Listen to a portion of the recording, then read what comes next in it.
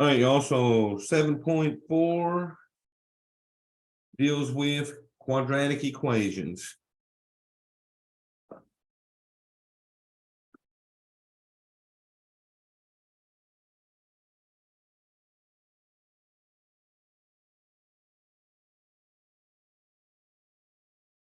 All right, also these problems will say find the zeros or solve. When they say find the zeros, they want the solutions. So zeros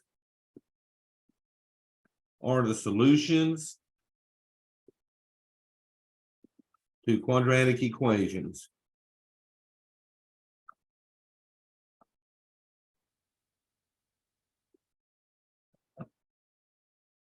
Also remember, if you was to graph these quadratic equations, the zeros that are the solutions would be equal to the x values of the x-intercept.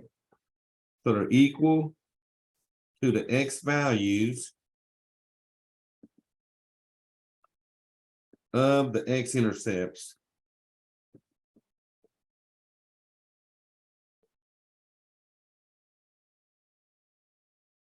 All righty, so this first one says find the zeros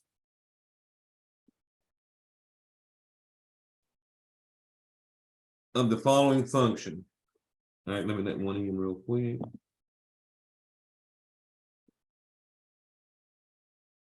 All right, y'all, so they're giving me f of r equals r squared plus 11r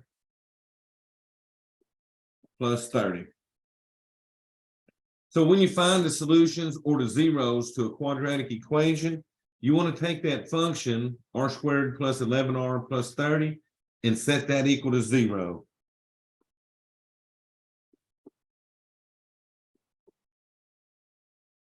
And that's probably why we call them zeros, because we actually set the equations equal to 0 to solve them. All right, so this one, I always check to see whether I can factor them real quick, because if you can factor them, then that's a little bit easier than doing the quadratic formula. So y'all, here's my question. If I was going to be able to factor this, can I find factors of that 30 that add to give me 11? So I want factors of 30 that add to get 11. So can we find factors, y'all, that do that?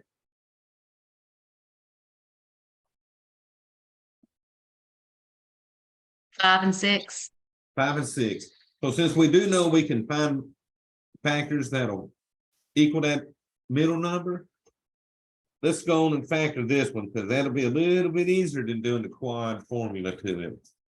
So the r squared gives me r and r. Remember the other day we said if the last number is positive, both the factors will be same sign as the middle. That means both of these will be positive. And then you gave me what, a 6 and a 5. So I got two factors equal to 0. So to get my actual zeros or my solutions, I set both those factors equal to 0. And you know, that's because at this point we're invoking what we call the zero product rule. That tells us if 0 is the solution, then one of these two factors has to be 0 for that to happen. All right, so to solve both of these, we're just going to subtract 6 and then subtract 5. So my first solution is going to be negative 6. My second solution, negative 5. So always check and see if you can factor that real quick. Because like I said, it's a little bit quicker than having to do the quad formula. All right, so let's do this number 2. Same thing, find the zeros. They're giving us f of x equals x squared minus 14x minus 4. So once again, I'm going to check real fast and see if I can find factors of 4. That'll give me a 14. And remember, since that's negative, you really want factors of 4 that'll subtract and give me 14. But y'all, my only factors of 4 are going to be 1 and 4. There's no way I can get a 14 out of that. 2 and 2. No way I can get a 14 out of that. So this one does not factor.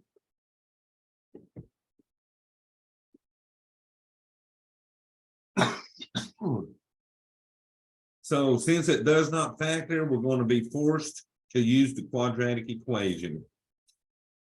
So what I'm going to do is take my function and set it equal to 0.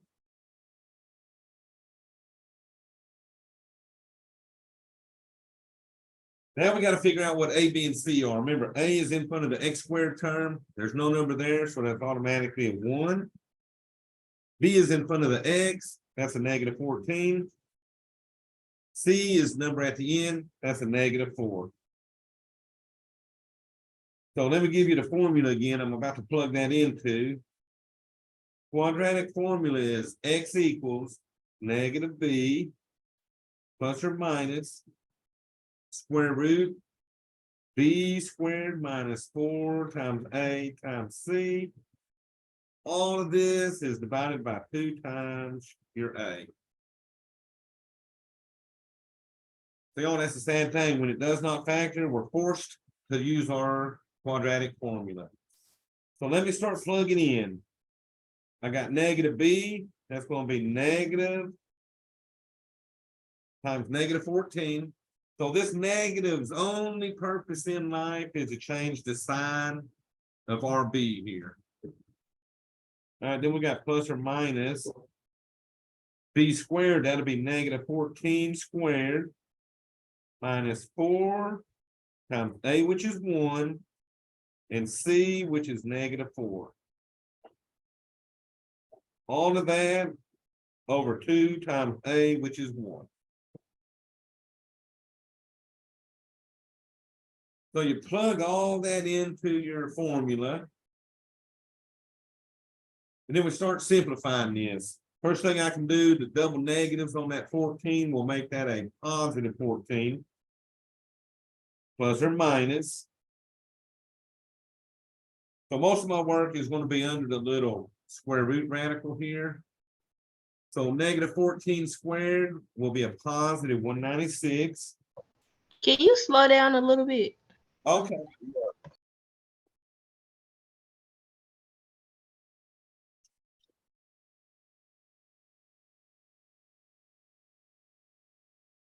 Okay, thank you. And y'all, here's the thing on this one. Whatever your number is that you put in for that b, whether it's positive or negative, when you square it, it has to come out positive. B squared will always come out positive. Now, y'all notice on this right side down here, I'm subtracting a 4 times a 1 times a negative 4.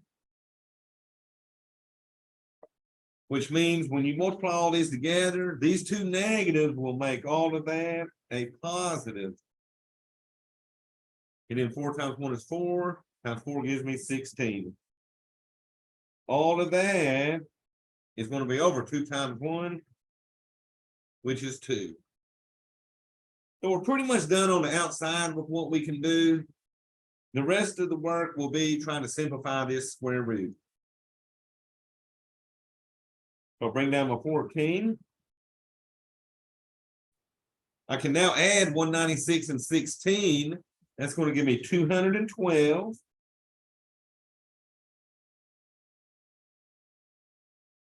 All over 2. All right, y'all, so I'm going to hit y'all with a question. Are y'all familiar with simplifying radicals? So I'm going to do this on the side here. So I'm going to work with y'all on these radicals, how to simplify them. What we want to do to a radical when we simplify it, we want to remove any factors from under that square root that are what we call perfect squares. So over here, I'm going to write what we call perfect squares. So the smallest perfect square is 1, but 1 won't help me do this. So let's see, 2 times 2 is 4, 3 times 3 is 9, 4 times 4 is 16, 5 times 5 is 25. Then we got 36, 49.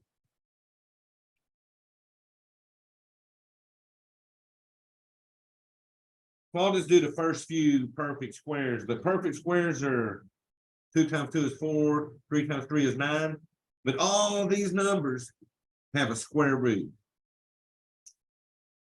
So what I'm going to do is take this 212 and see if any of these numbers are what we call factors of it. So 4. If you divide 212 by 4, you get a nice 53. So we know it's going to divide by 4. It will not divide by 9, 16, 25, 36, and so on. So the only factor over here that will divide into that 212 is the 4. So I'm going to make this into a square root of 4 times the square root of 53. Now, if you divide by these numbers and get decimal answers, then they're not factors of it, okay? It's got to come out with a nice number like my 53 was. Now, the reason I did that, I can now take the square root of 4, which will give me a 2, and then I bring down that square root of 53. The 53 will not simplify any further because that's a prime number, and prime numbers do not divide by any of these perfect squares. So I'm going to take this and replace the square root of 212 with that. So y'all, that'll give me 14 plus or minus 2 square root of 53 all over that 2 on the bottom. So I'll just draw arrows showing where I simplified it and then put it back in. So now, our next step. Can we simplify the 3 outside numbers? So can we simplify the 3 outside numbers? So my outside numbers are a 14, a 2, and a 2. And y'all hear this. At this point, you cannot simplify that square root of 53 anymore. Numbers under radicals will not simplify with the numbers outside. But you got 3 numbers on the outside, a 14, 2, and a 2. What will they all divide by?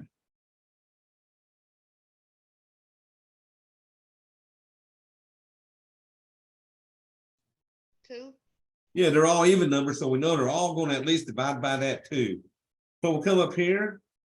14 divided by 2 gives me a 7. Plus or minus. The 2 here divided by 2 gives me a 1. Square root of 53.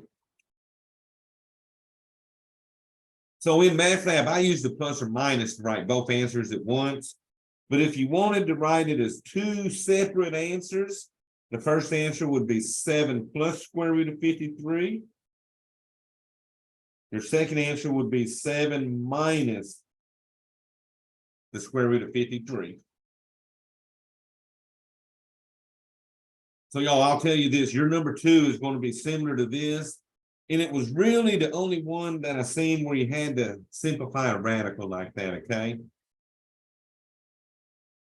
And I will say the popular squares they like to use are the 4, the 9, and the 25. So always check them for factors of those numbers you're trying to break down. All right, y'all, so let me spin this over for number 3 here.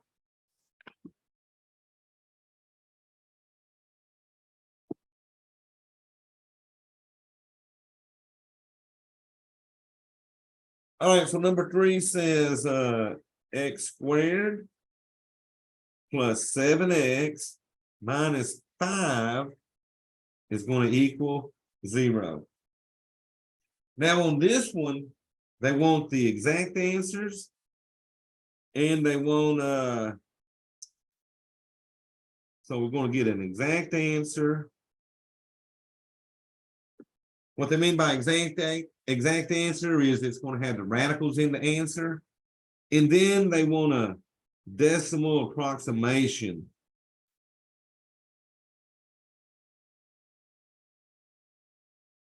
So I'll show you how to push them on the calculator.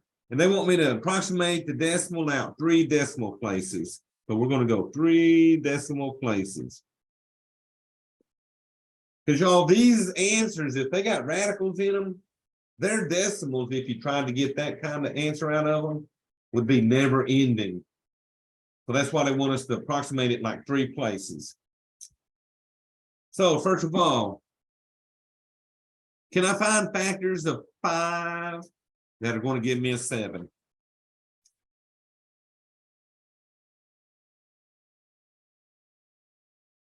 And let's see, the only factors of 5 are 5 and 1.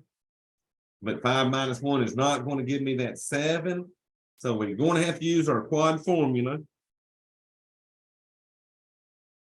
But y'all, anytime they tell you to do a decimal approximation, you're probably going to be doing the quad every time, okay? So here we go. A will be 1. B will be 7. C will be a -5. Now let's plug that into our formula. X equals -b, which is a 7, plus or minus square root b squared, which will be 7 squared, minus 4 times a is 1 and c is -5. All that over 2 times a, which is 1. So you plug your a, your b, whoops, my bad. You plug the 2 b's in, the 2 a's, and then that -5 for the c. And y'all, once again, we're just going to keep simplifying this thing down. So since the b was positive here, that negative made that a -7. All right, 7 squared. I didn't have to use parentheses because there's no negative to worry about. So the 7 squared is 49. All right, y'all, look on the right side. I'm subtracting a 4 times a 1 times a -5. Those 2 negatives are going to make that whole right side positive. And then 4 times 1 is 4. 4 times 5 is 20. All over my bottom, which is 2 times 1, which will give me 2. All right, so there's one more step I can do under here. I can actually add that together and see what we get. So bring down our -7, plus or minus. 49 plus 20 give us 69. And then that's all over 2. So I cannot go no further unless I can simplify that radical. So I would take that 69 and divide by 4, which gives me a decimal. If I divide by 9, I get a decimal. If I divide by 16, I get a decimal. If I divide by 25, I get a decimal. And most of the numbers are starting to get too big. So the 69 does not simplify because it does not contain a factor that's a perfect square. So y'all, since it don't simplify, this is as far as we can go. This is the exact answer.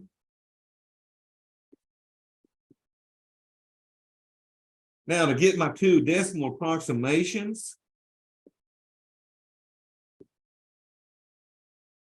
what I'm going to do on my calculator to get the first one, I'm going to go -7 plus square root of 69 all over 2. I'm going to see what that gives me.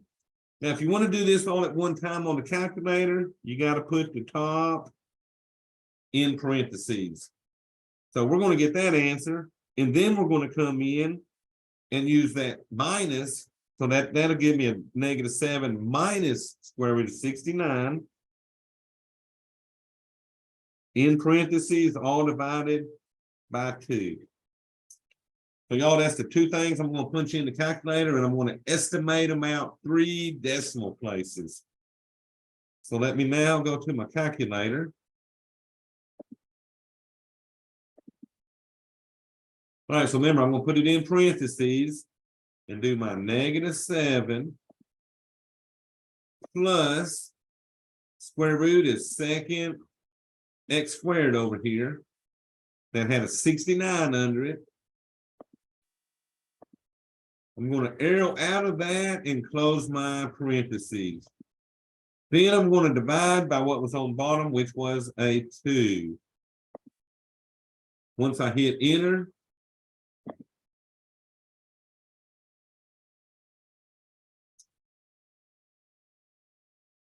I will have my decimal answer. So let me hit enter.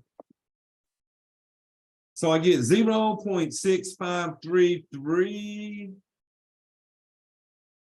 Since the third digit, which is a 3, has a 3 after it, I leave that a 3. So that's going to be a 0.653. Or you can put 0.653, either way. Now I'm going to get to one where it was being subtracted. So I get my parentheses, -7 minus second x squared to get the square root. Put your 69 in. Arrow out of that, close parentheses. And then we're dividing that by 2 again. And hit enter. This one I get a -7. But look at the decimal part. The decimal part is the same because that's what that radical is doing to it. So it's going to estimate the same 3 numbers, 0.653. All right, y'all, then you would go back. So MATLAB will have you figure out your 2 decimal approximations. Then it wants this exact answer. Okay.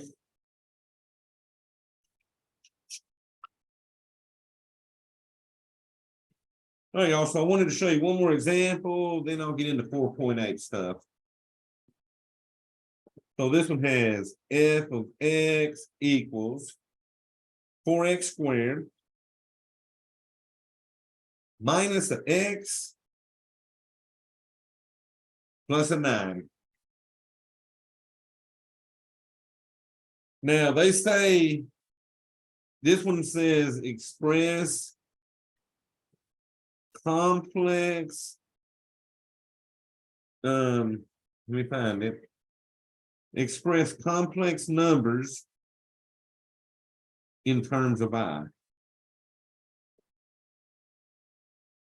So that's the imaginary stuff I was showing you the other day.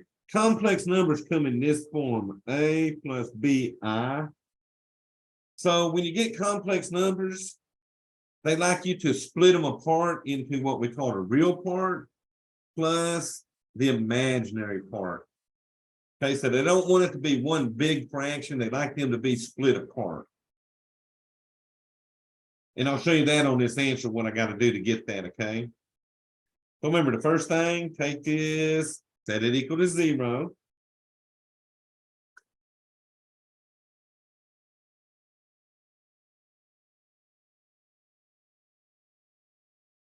All right, y'all, so there's no way this one's going to factor to get me a 1 out of it. So we're going to have to use a quad no matter what.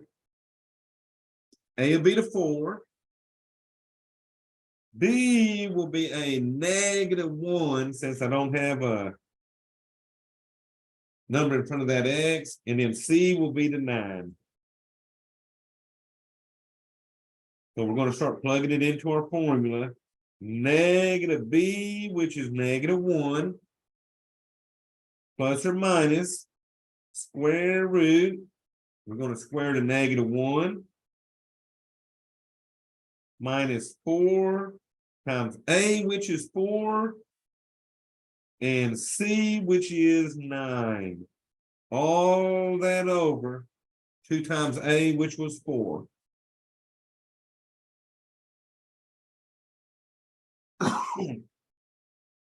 And y'all, it's tricky plugging all these in at first, but once you get used to it, it's not bad. And you realize most of your work is under this radical, okay? So once again, since my b was -1, that negative in the formula turns it into a +1, plus or minus. Under the radical, -1 times -1 is 1. And I want y'all to notice on the right side, there's only one negative, so this will stay negative. So if you got one negative, it stays negative. If you got two negatives, it turns it into a positive. Oh yeah, let's see what we got. 4 times 4 is 16. 16 times 9 is 144. All of that over 2 times 4, which is 8. All right, so we're pretty much done on the outside. We just got to finish up under this radical. So I'm going to bring down my 1 plus or minus square root. 1 minus 144 is a -143. All of that over my 8. So I'm going to do side work again and see if I can simplify that square root of -143.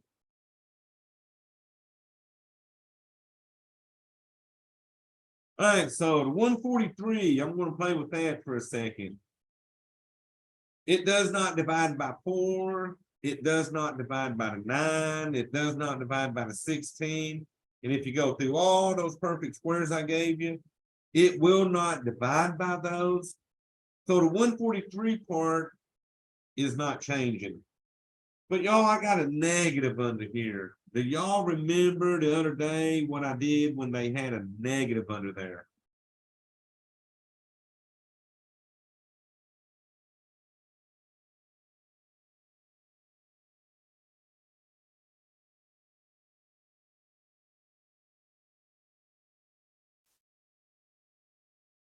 All righty, so y'all slept since that day. But remember, if it's negative underneath, you bring that negative out as a square root of -1 times the square root of 143. Still can't do nothing with that square root of 143, but do y'all remember what I said the square root of -1 was? Is it? Oh, I think I heard you, but I didn't hear what you said.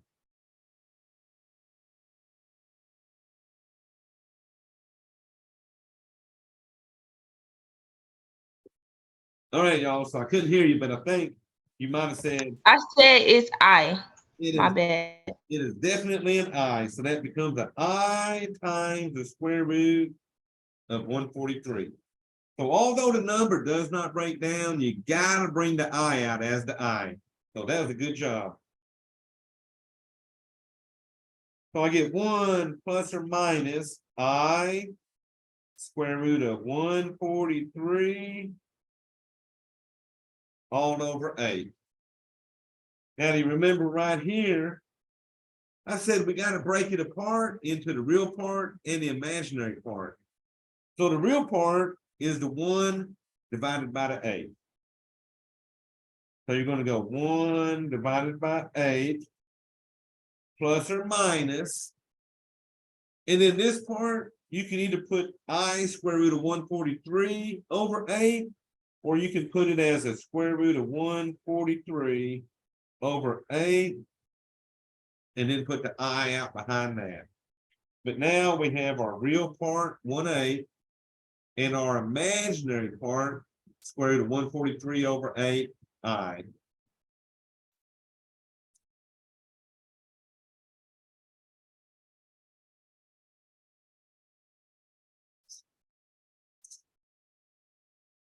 Alrighty, enough. That pretty much is what you're going to see in 7.4. So next, I'll get us into 4.8.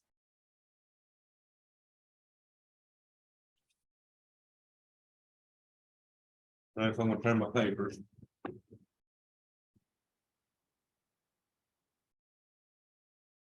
So 4.8 is this dealing with applications of the type of problems we've been doing. So this will be applications. If you see applications, usually that means word problems down the line. So first, I'm going to go over something I did the other night with you. I'm going to draw me a graph here.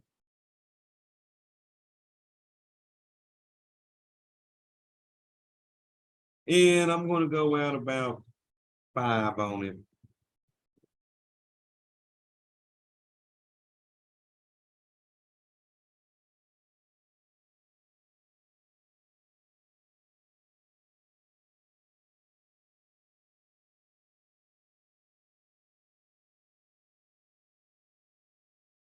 All right, so let's see. This thing is crossing right here at the -3 and at the +5. Now, I'm not worried about where it's crossing the y-axis. So this thing's coming up through that 5 and that -3. But all I want to know on this problem is the x-intercepts and then the solution. So by looking at this graph, can y'all tell me the x-intercepts? -3, 0, and 5, 0. And that was perfect. You got to have them zeros. Good job. And it's got to be an ordered pair. So then the second question would be, what are the solutions to this graph? I think it's -3 and 5. Definitely. And that's what we were saying, right? The solutions or the zeros are equal to the x values or the x-intercepts. And if you think about why we call them zeros, if you're crossing the x-axis, the y value is always going to be 0 on that x-axis, okay? Oh, good job. So now we're going to turn it up a little bit and do an actual application. And I got 2 of these. So y'all, the first one says a wire is stretched from the ground to the top of an antenna tower.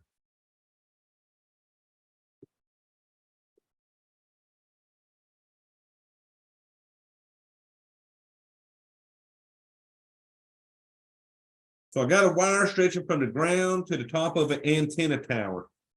The wire is 25 feet long.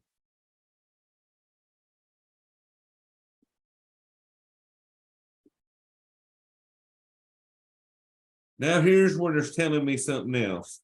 The height of the tower, so the height of the tower is 5 feet greater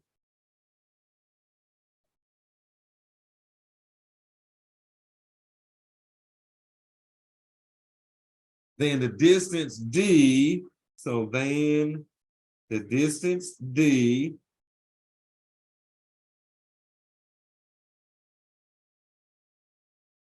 from the tower's base to the end of the wire. So from the tower's base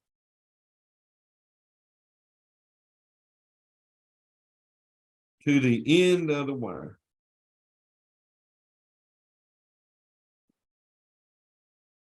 So then they say, find the distance D and the height of the tower. So find the distance D and the height of the tower.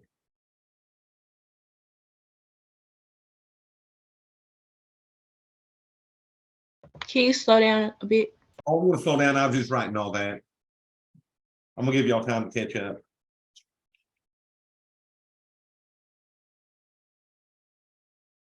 So a wire is stretched from the ground to the top of an antenna tower. They're telling me that this wire is 25 feet long. Then they tell me that the height of this tower is 5 feet greater than the distance D from the tower's base to the end of the wire. So let's draw this. I'm going to let this represent my tower. So I guess it's an antenna tower. We got a wire that's stretched from the top of our tower down to the ground. So this is my wire. So far they told me that this wire was 25 feet long. So this wire is going to be 25. Now y'all look at this. They're telling me that the height of this tower over here is 5 feet greater than the distance D from the tower's base, which is right here, to the end of the wire. So from the base right here over to the end of my wire, they're calling that D, the distance from the base to the end of the wire. Now, if this tower is 5 feet greater than this distance, how would you represent that side?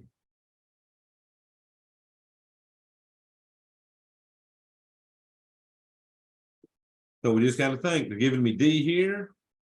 They're saying this is 5 feet greater. So this plus 5. D plus 5. But y'all, you know what this makes? This makes me a nice little triangle right here that has a 90-degree angle. So this is what you would call a right triangle. So do y'all know any formulas that can solve these right triangles for the sides?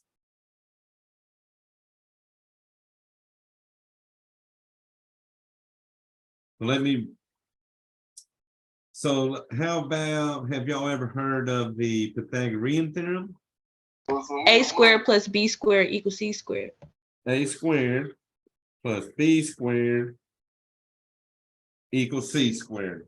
Anytime you got a right triangle, that's your go-to formula. Now, the only stipulation is on the C. C has to be the longest side.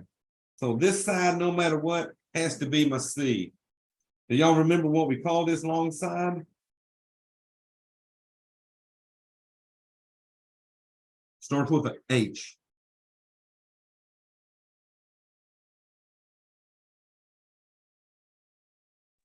The hypotenuse? Hypotenuse, there you go. And if you notice, it's always across from that 90-degree angle, okay? But that always has to be C, the longest side. And then you can make this one A and this one B. You could have made this one A and this one B. Those sides don't matter. The only side that matters is the C has to be the hypotenuse. All right, so we got our formula. We're going to plug in my 25, my D plus 5, and my D. So A, I made the D side. So that's going to give me D squared. B is this side, which is D plus 5. So that's going to give us a D plus 5 squared. That's going to equal my C squared, which is 25 squared. Y'all, the biggest mistake I get on this, people bring down the D squared. But then they replace this D plus 5 squared. They'll come down here and put D squared plus 25. That's not what that equals. Remember, D plus 5 squared, you have to do some side work. But D plus 5 squared, you got to write that D plus 5 twice and FOIL this. So you would write it twice. And then you would FOIL that.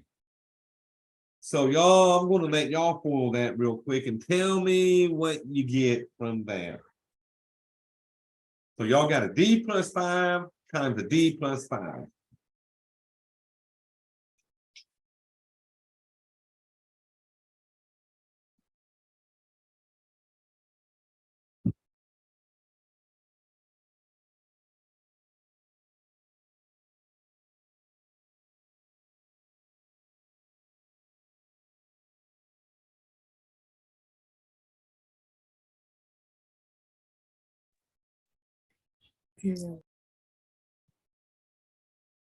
Well, I'm hearing you, but you went dead.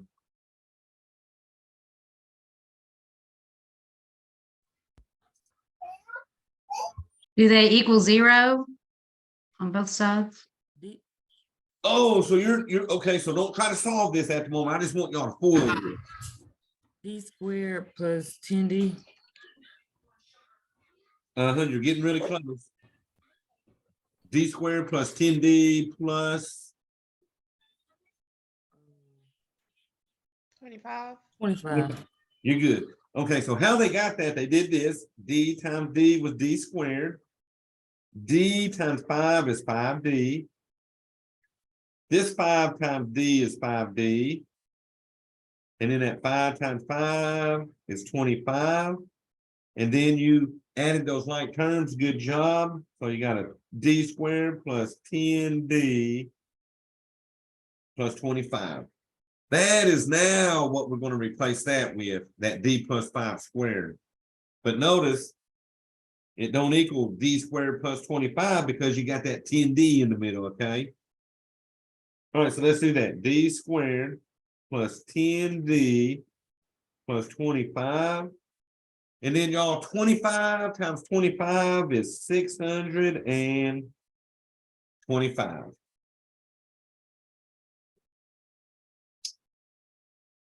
All right, so I think my next step I would do, I would add those like terms together.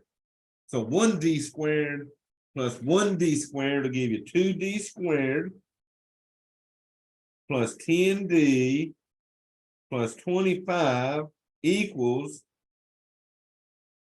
your 625.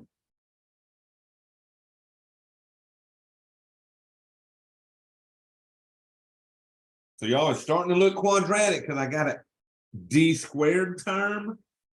So anytime you want to solve a quadratic with a D squared term, we need a 0 where the 625 is at. And the only way to get a 0 there is to subtract 625 from both sides.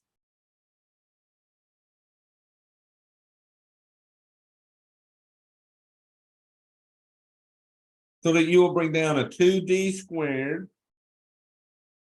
plus 10D minus 600 all equal to 0. Now, y'all, I'm going to tell you one thing on this one. If I want to make this just a little bit easier to solve, can you find me a number that all 4 of these numbers will divide by? 2. 2. So anytime everything will divide by a number, you can make it a little bit smaller by dividing everybody by that 2.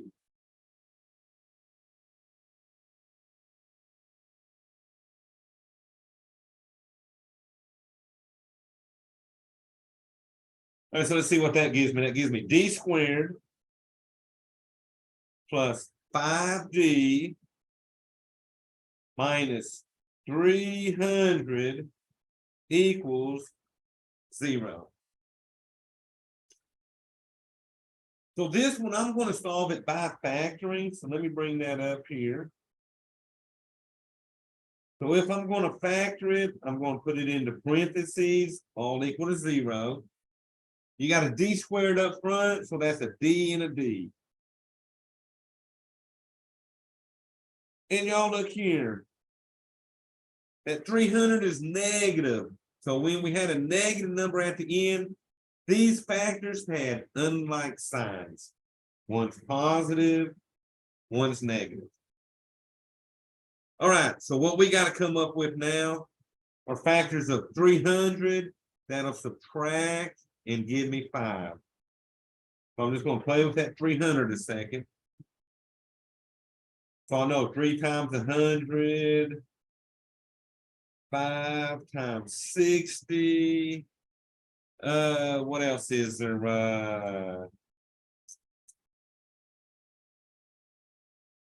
10 times 30.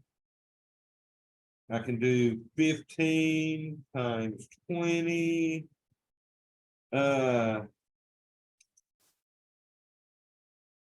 Oh, I don't have 50. I can do 50 and 6. So I'm just trying to figure out a bunch of factors of 300. But y'all, I already got a pair that when I subtract will give me that 5. 15 and 20. 15 and 20. So remember, my middle's positive, so my larger factor 20 is positive, and my smaller factor will be negative. All right, solve both of these by setting both of those factors equal to 0. So the first one I'm subtract 20. I get D is a negative 20. The second one, I would add 15. And I get D is a positive 15. So here's my question. I got two answers. But which answer is what I need for my D?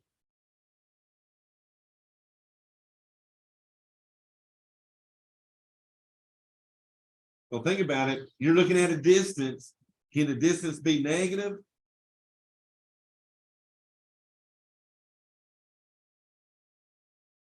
No, remember my distance has to be a positive number. So you cancel out those negative numbers, which means that this side is going to be 15. So D is going to equal 15. How tall is that tower?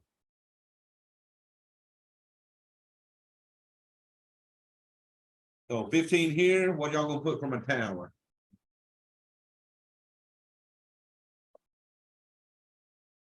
20. 20, there you go. Remember that was D plus 5, 15 plus 5 did give us 20. So good job on that.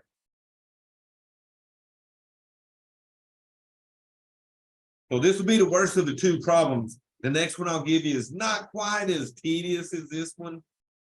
But where I get people is that D plus 5 squared, you gotta square that out, okay? And then if you get these big numbers here, just keep trying to find factors until you get what you need for that middle number, okay? All right, y'all, so one more of those. And then I'm gonna play with a little more support stuff for 4-8. All right, so let me move back up. All right, so this one's the same type of problem. But this one says, the foot of an extension ladder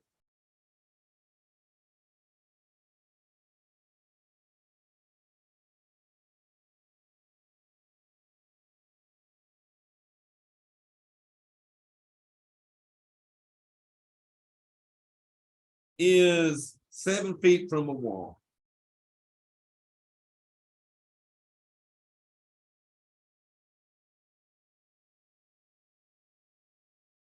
All right, so the foot of an extension ladder is 7 feet from a wall. Then it says the height that the ladder reaches on the wall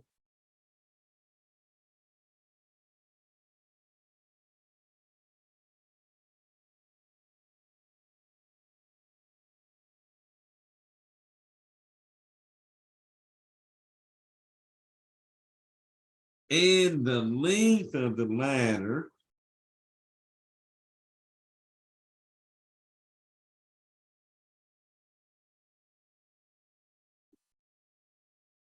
are consecutive integers.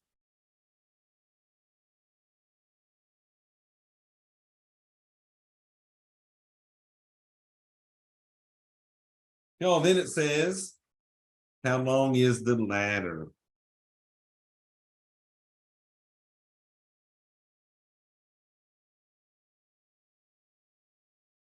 So they don't care about how high the ladder reaches on the wall. They just want to know how long is my ladder. Someone draw another picture. So over here, I got this wall. And they're telling me that the foot of a ladder that's laying on it is 7 feet from the wall. So if your ladder is coming up,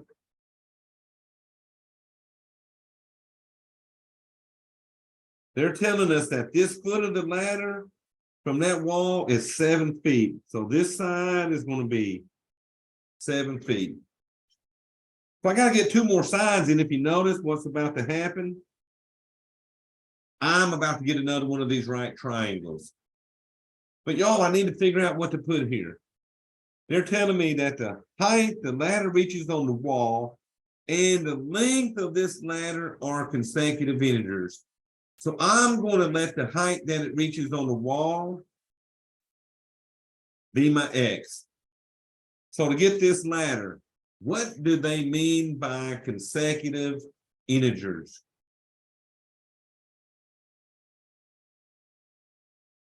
So y'all, integers are negative and positive numbers, like -1, -2, 0, 1, 2. Consecutive means in a row, right? One right after the other. So what do you do to go from one integer to the next?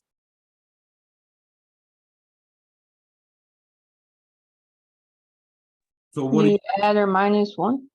add or minus 1? And then in this case, since they're wanting me to go consecutive integers, if this was X, this would be X plus 1. There you go. Now, if they ever hit you up with, say, consecutive even integers or consecutive odd integers, that would be X plus 2 every time, right? Because you got to skip the one that's in the middle and get to the, so even, odd even, and so on, okay? All right, so I got the foot of the ladder was 7 feet from the wall. The height the ladder reached on the wall and the ladder are consecutive integers, which is X, X plus 1. So y'all, we're about to break out our friend, the Pythagorean theorem again.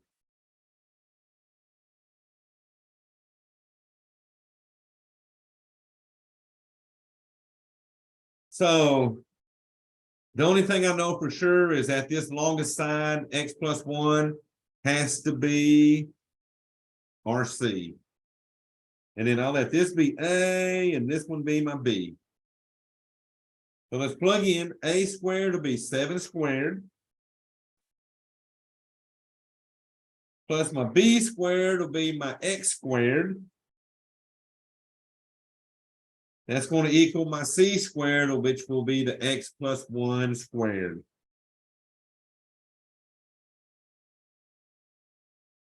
All right, y'all, so we can figure out a little bit of this. We know 7 squared is what, 7 times 7 gives me 49 plus my X squared. So y'all figure this out. X plus 1 squared, what will I put down here?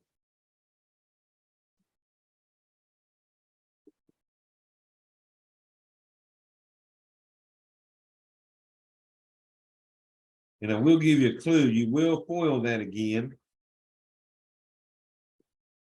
So what I want to know is, what do y'all get when y'all FOIL an X plus 1 times an X plus 1?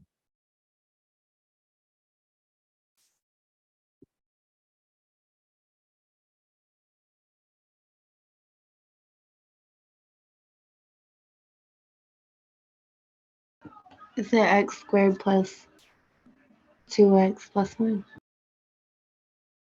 Perfect. X times X was X squared. Then you had X times 1, which would have gave you X. 1 times X would give you X. Those give you the 2X, and then the 1 times 1 gave you 1. All right, so I'm gonna put that here. X squared plus 2X plus 1. So what we got to do now is solve this for these X's. So we would start out with these X squareds. Because remember, X squareds are quadratic, and that means everything needs to be on one side equal to 0.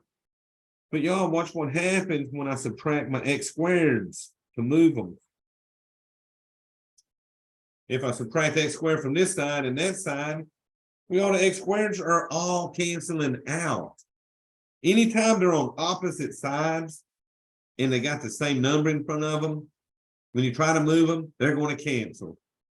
So all that's left on the left side is the 49. Well, the only thing left on the right side, because those cancel and those cancel, is my 2x plus 1. So y'all, we're really happy now because this ain't even quadratic anymore.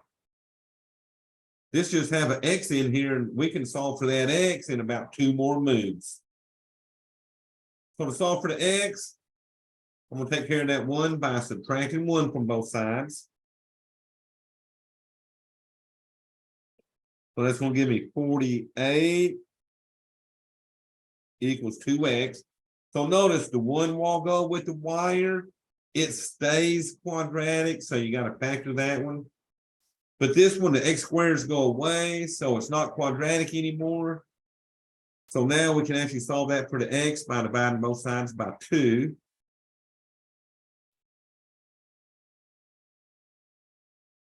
So 48 divided by 2 is going to give me 24 equal to my x. So my question, how long is that ladder?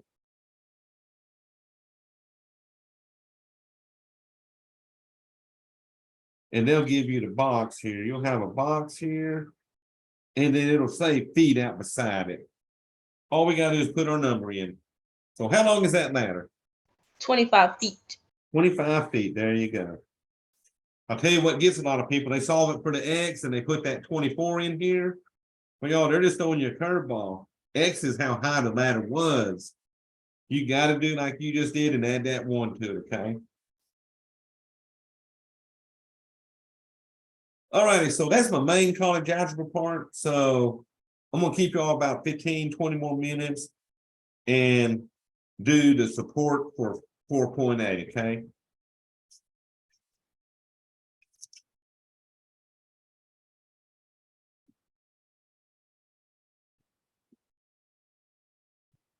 Yeah, paper gets all flipped there. So this is support for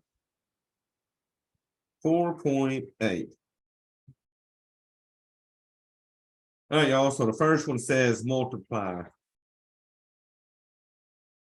And they got a v minus 4d squared. And they're just giving you these problems so that you know, like that one I squared while ago, the x plus 1 squared. They just want you to get good at foiling and writing this twice. They don't want you going v squared and then 4d and squaring that. They want you to write this twice and FOIL.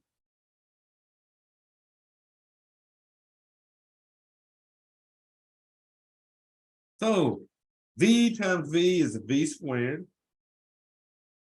V times negative 4d is a negative 4dv. And I just keep my stuff in alphabetical order usually. Here I got a negative 4d times v. That's going to be another negative 4dv. And then finally, negative 4d times negative 4d is a positive 16d squared. But y'all, the trick on this, if you'll keep stuff in alphabetical order, you can recognize these like terms a lot better. Those are definitely like terms. So bring down the v squared. Negative 4 and negative 4 give me a negative 8 dv. And then at the end it'll be plus 16d squared. And then we're done. So they're going to play with y'all with some of these letters a little bit. But remember, if you keep them in alphabetical order, you can always recognize those like terms. But y'all, a DV will add to a VD if you don't put them in order, okay?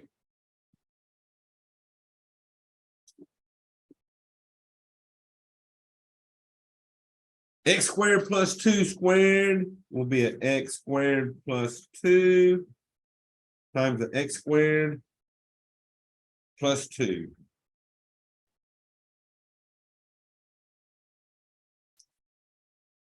All right, so you would pull this one out. X squared times x squared is an x to the 4. So remember, you're just adding exponents when you multiply the variable.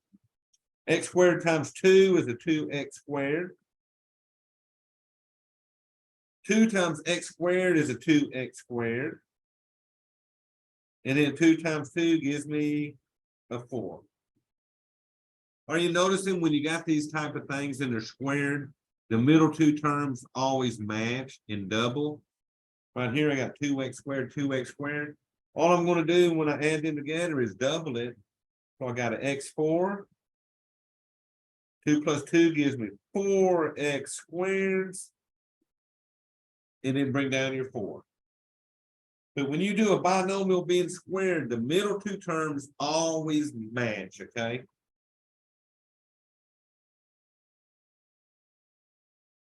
Now let me ask you this. Tell me if this is true or false. The number 0 is never a solution to a or of a quadratic equation.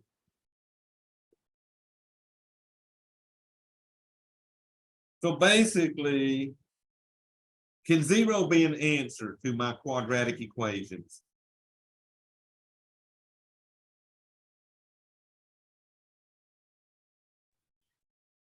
And remember, that is definitely false. Because if I get an answer of 0 and I plug it in and it makes it true, then 0 can be a solution, okay?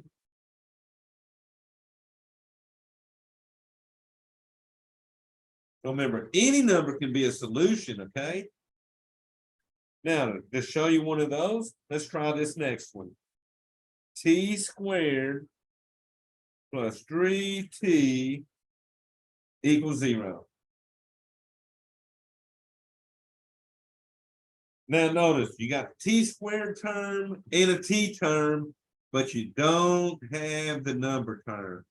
So if you was to want to do this on the quad, A would be 1, B would be 3, your C would be 0 since you don't have a number over here, okay?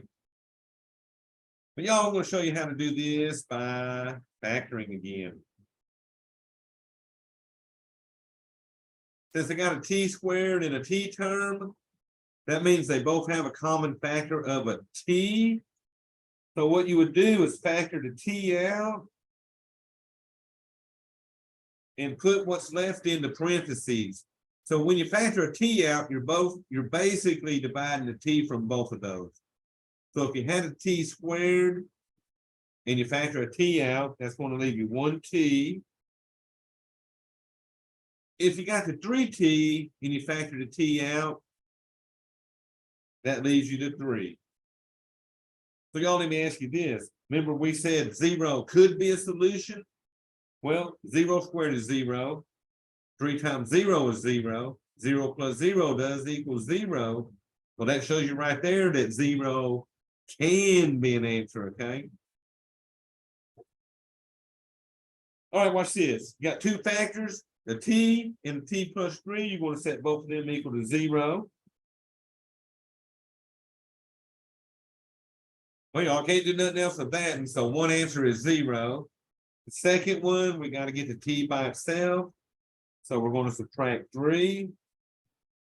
And again, t equals a -3. So the solutions of this would be t equals 0, comma, -3. So I like this one because it shows you that the 0 can be a solution, okay?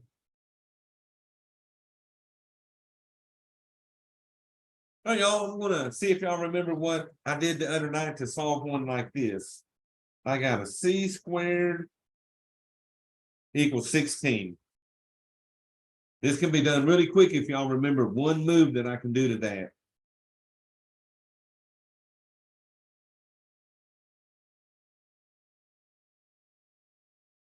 So how about this? How can I turn a c squared into a c?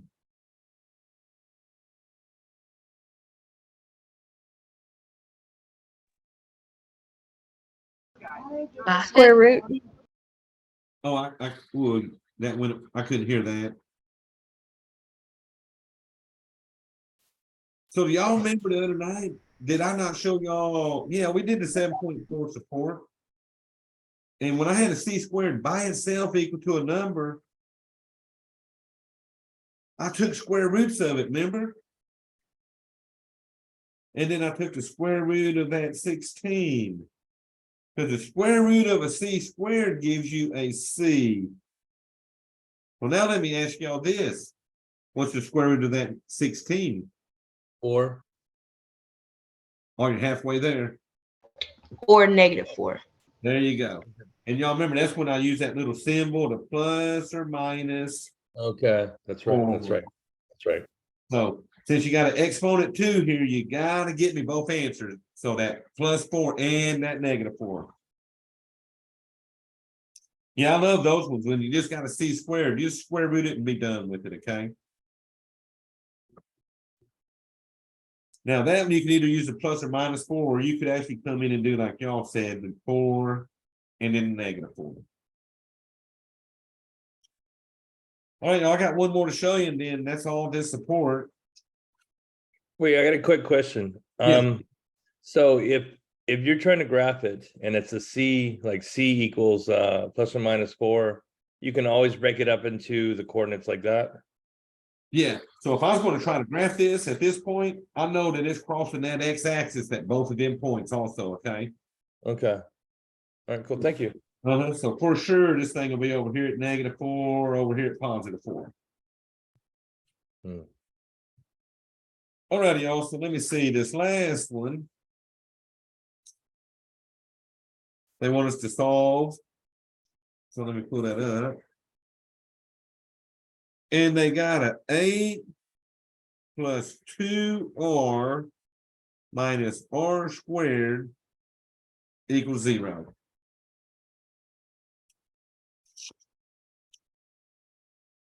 And y'all, I'll tell you the truth, the first thing I do is I get them in order. So I'm going to rearrange them and get them in order.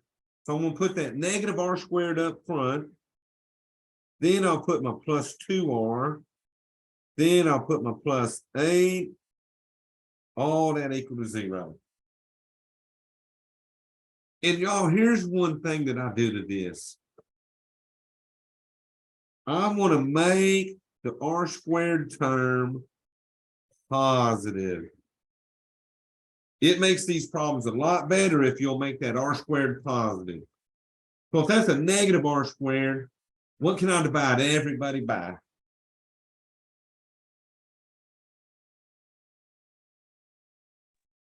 -1. -1. Good job. And y'all, that's all I need to make these numbers change signs. Because that negative divided by negative makes that a positive r squared. Positive and negative make that a -2r. Positive and negative make that a -8. And then we're not changing this side because 0 divided by anything is going to be a 0.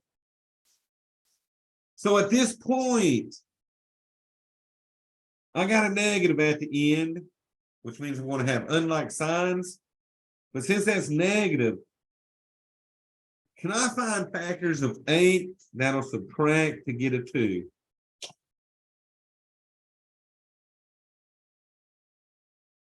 So can y'all think of any factors of 8 that will subtract and give me a 2? 4 and 2. It's going to be 4 and 2. So this one factors, so I ain't got to use that quad formula. So I'm going to just come down here and factor that. R squared is r and an r. Remember, if the last one is negative, these factors have unlike signs. One will be positive, one will be negative. So do you remember which number out of these two that I would make my positive and which one I would make my negative? 4 is positive. Oh, let's see. So if we got +4 and -2, if you add +4 and -2, you would get a +2. But we need those to add and give us a -2. So you remember we said this, remember? we said the larger factor always has the same sign as the middle number. So since 4 is the larger factor, it's going to be the negative, 2 will be the positive. Now check this out. 2 and negative 4 equal negative 2 when you add them. 2 times negative 4 will give you the negative 8. All right, y'all set both them equal to 0 and get that R. So the first one we're going to subtract 2. I get R is a negative 2. The second one I would add 4 and get X is a positive 4. But y'all, I'll show you. So say you don't like factoring and you like doing the quad formula. So the quad formula, I still would probably make everything positive. But what I'm going to do is show you how the quad formula will work every time once you get to this point. So I got an R squared, so that means A will be 1, B will be the negative 2, and C will be the negative 8. So let's plug that into the quad and do it that way. So remember, this is just an alternative way to do this problem. So X equals negative B, which is a negative 2, plus or minus square root of B squared. So that'll be negative 2 squared minus 4 times 1 times that negative 8. All of that over 2 times 1. But the one thing about it, when you do a problem that factors, when you use the quad, that radical will simplify perfectly every time. All right, y'all. Negative 2 makes that a positive 2, plus or minus. Negative 2 squared is 4. Now, if you notice, negative 4, 1, and negative 8, you got 2 negatives. That's going to make that positive. 4 times 1 is 4. 4 times 8 is 32. All over 2. So now we're getting, next thing we would add the 4 and 32. So we'll get 2 plus or minus square root of 36 over 2. All right, y'all. So next step is to take the square root of 36. So what would you get when you take the square root of that 36? 6, right? And then it's all over 2. So guess what? Both of these numbers will divide by that 2. If I can simplify this down, 2 divided by 2 gives me a 1 plus or minus 6 divided by 2 is 3. So if I want my first answer, I do 1 plus 3. And y'all look at that. 1 plus 3 is 4. One of my answers over here was a 4. My second answer, I do 1 minus 3. Well, y'all, 1 minus 3 gives you a negative 2. Negative 2 is your other answer. So I get the same answers using the quad that I get when I factor. So if you don't like factoring and you're weak at factoring and you don't like finding factors of numbers that equal the middle, 100% of the time you can use that quad, okay?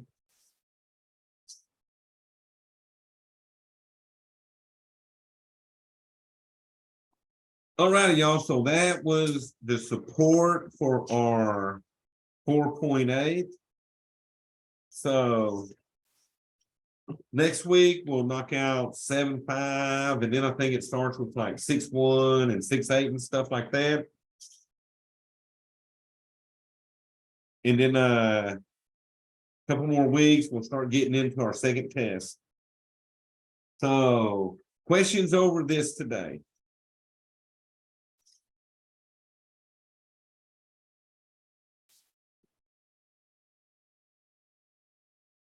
It really is not too bad.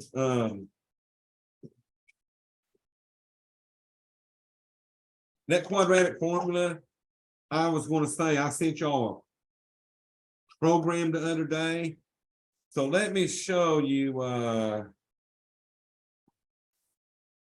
this one right here that didn't factor. A was 1, B was -14, and C was -4. I sent y'all a program in a video on how to upload this, but y'all watch this calculator. I'm gonna clear this out.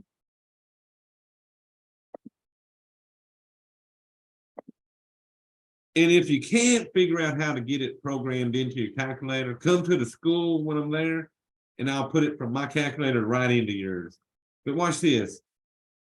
When you upload that program, you would hit this program button in the middle, PRGM. Now, the newer calculators, you would hit enter here, I think. Let me make sure. And when you hit enter, it gives you the quad program. Now, the older calculators, when you hit program, it'll give you a list and you'll see quad right off the bat. But quad's highlighted, so I would hit enter. That brings it on the screen. And then I hit enter again to get it started. So the A I had was a 1, so I would do 1 enter. The B I had was a -14. I have a question. And then my C was a -4. Mine just say done. Say again? My calculator just says done. It doesn't pull up like what you pulled up. So if you didn't download that program that I sent y'all on the email the other night, you will not have this program in there until you upload it. Okay, I thought I did it, but I guess I didn't. Now let me see, or let me show you. And then at that point, you get a decimal answer. But y'all, if you hit enter one more time, you get 7 plus square root of 53, 7 minus square root of 53, which was the answer we got earlier. All right, so let me see. When you hit what calculator do you got? I have the TI-84 plus CE. So just like mine. So when I hit program, it says TI Basic and Python app. No, mine just said quad. So it says quad. So hit enter. And it's showing a program quad blinking on the screen. Hit enter one more time. And then it says done. Okay, so that's blowing my mind.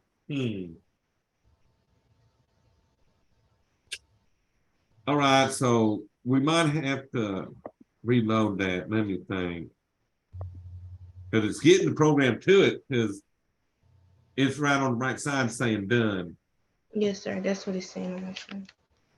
Oh, that blows my mind. Let's try that again. So program. Enter.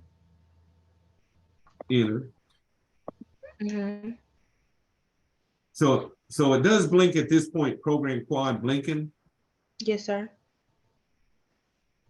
And then you hit enter one more time and it goes to done. Okay, that's blowing my mind. So let me resend you the file because you got it in there. It's just, it's like it's losing some of my data on it. So I'll resend that file. Okay. And let you do that again, and hopefully that'll fix that. Okay, thank you. All right. Well, who am I talking to? Oh, you're talking to Destiny Williams. Okay, Destiny Williams. Hello? Yes, I'm here. Oh, I heard someone else I thought talking. Oh, my bad. I'm not sure. I thought I seen someone light up talking. I didn't hear the question. So yeah, I'll send you another file that I got doing the same thing from my home computer and see if that fixes that. Okay, thank you. All right. All righty, y'all. So let me quit this recording.